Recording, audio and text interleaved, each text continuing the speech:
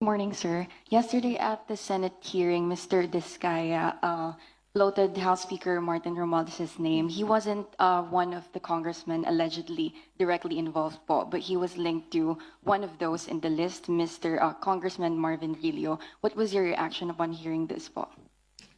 Alam mo, kaming lahat suffer from that, sasabihin, utos ni Presidente, utos ni Secretary, utos ni ganto.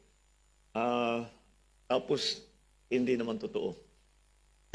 Kaya, we'll have to look. Kung totoo, di may problema na talagang inutos. Pero hindi, ang nakikita ko, we are all of us who are in high positions of high offices in government, all of us suffer that.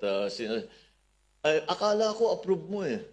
Wala akong alam dyan. Sabi ni ganito, ikaw daw mga nagpa-approve nito. Sabi ko, sasabihin mo, hindi, wala akong alam dyan.